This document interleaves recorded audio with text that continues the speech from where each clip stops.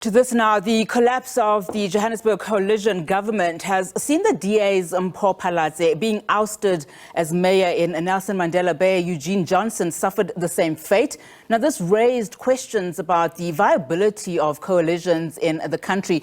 Now, let's discuss this further. We're now joined here in studio by EFF Gauteng chairperson Nkululeko Dunga. Mr. Dunga, thank you so much for your time this afternoon. Of course, it's the very first time we have you on the show as the newly elected Gauteng chairperson of the EFF. So a very good afternoon to you and welcome, of course. So a lot of our conversation is going to be centered around coalitions as per that introduction.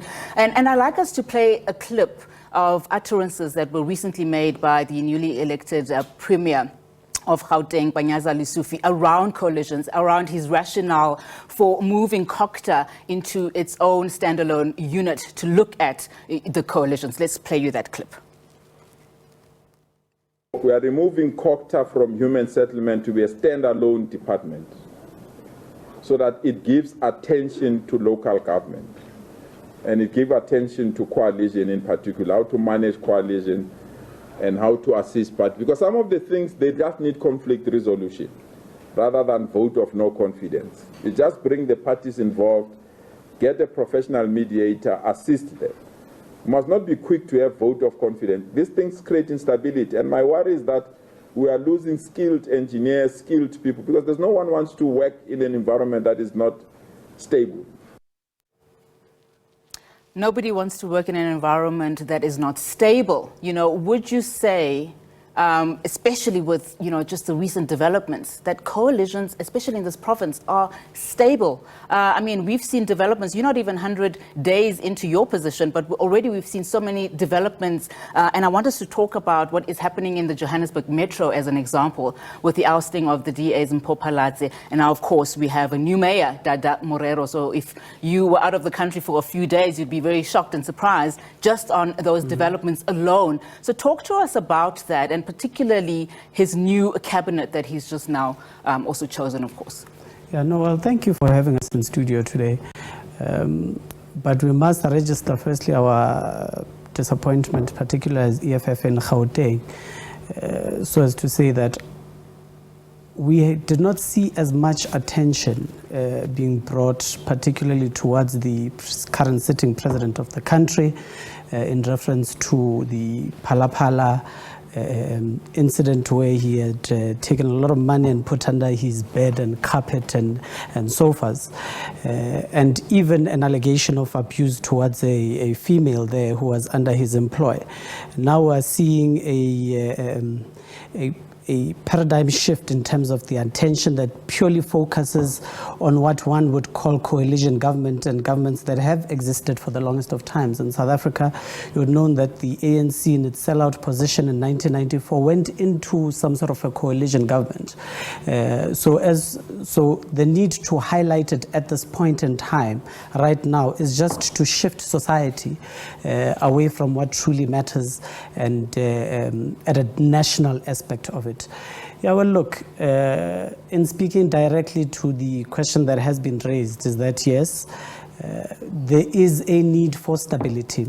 As the EFF, we made no apology in the beginning of this particular term, which started last year, November, after the 2021 election, was that the EFF remains committed to ensuring that there is stability and a stable government that can render services to the marginalized and destitute, who are in majority in Gauteng, by the way. So with that consideration, the option was never the ANC that continues to be rejected and was rejected by society, as hence they never commanded more than 50% majority in all the municipalities in Gauteng, was to look at an alternative government that can ensure that there is services that is rendered to our people. But we saw the emergence of a very arrogant DA, which continues ideologically to zoom into particularly their own constituency, which is predominantly white, and servicing them, as opposed to rolling out an entire plan across the entire demographics of Gauteng. And that is our stand-off point as the EFF that we have sort of highlighted throughout the term of office of DA administration. And the fallacy as well that exists to say that the DA, being a white organization, is in a better position to ensure that there is better and sound governance, has found to be untrue. I mean, you look at how they've been operating the city of Johannesburg with the mayor,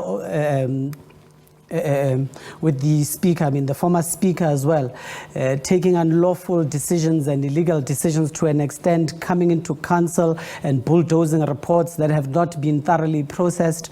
You have seen the conduct of the mayor, Ntshwane, whom the EFF is advocating for his removal against the objection of the DA and Action SA, by the way, to say that there is a recording. So there is prima facie evidence that speaks to him wanting to engage in a process of manipulating a tender process in the city of Tshwane. He should, in actual fact, if he had any principle and his organization had any principle, he would have resigned at this point. Why is it easy for the DA to call off any black leader outside the DA to ask for their resignation and voluntarily so, and are not able to replicate the same thing when it happens to them? You have seen as well in the city of Ekurhuleni most of recent.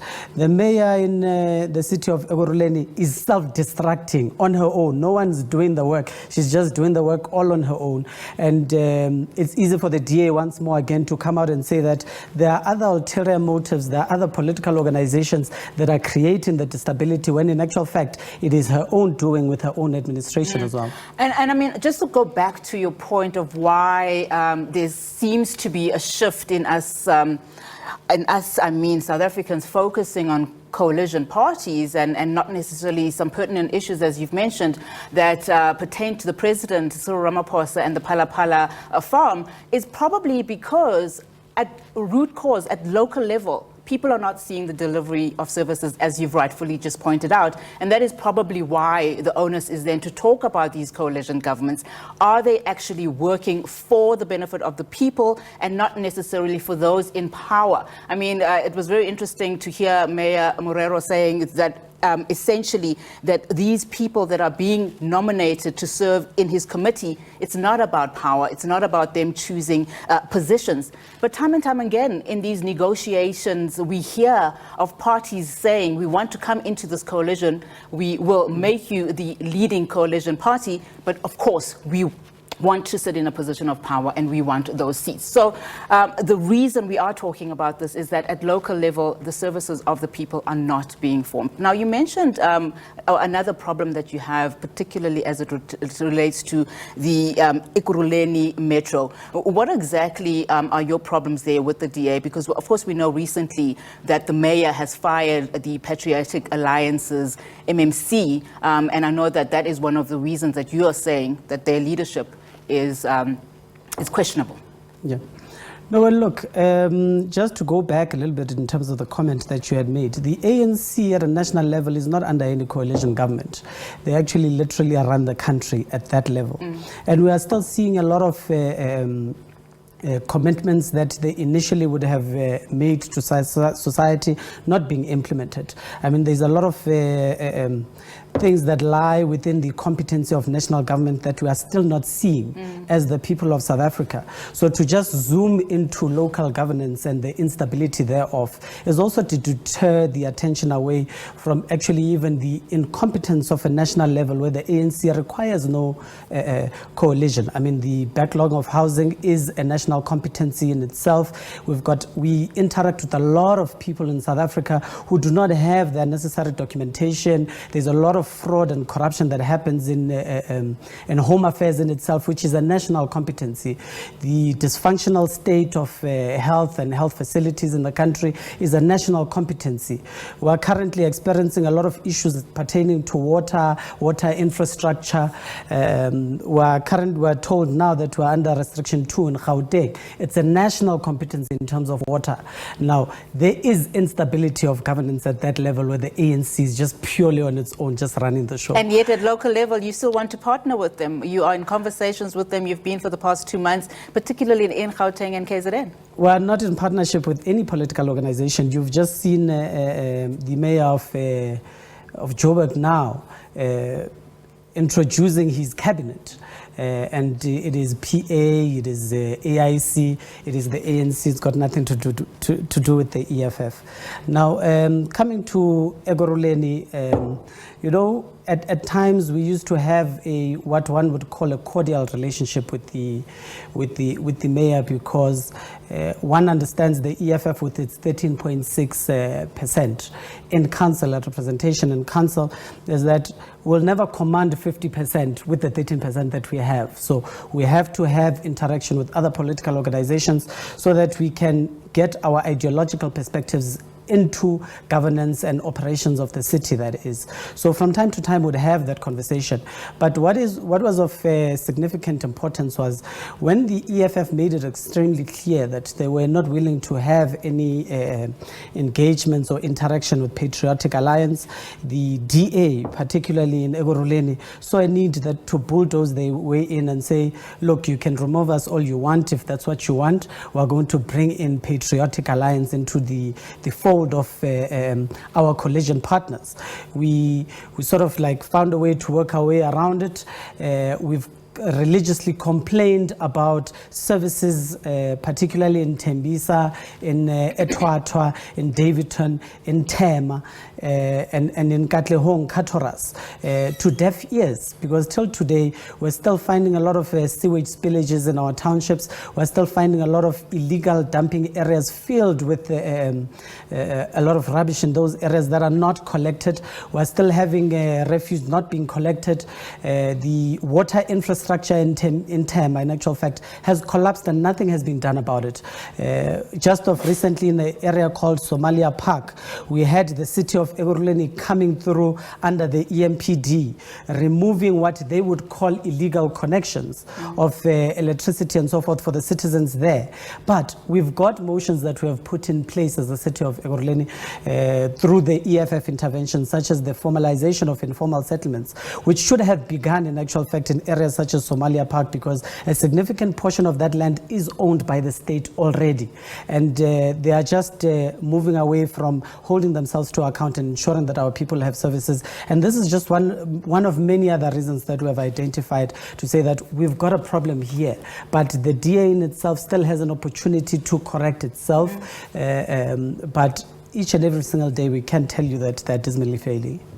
All right, I think that's where we have to leave it. Unfortunately, we've run out of time. Thank you so much for coming into studio and chatting to us. No, thank you very much.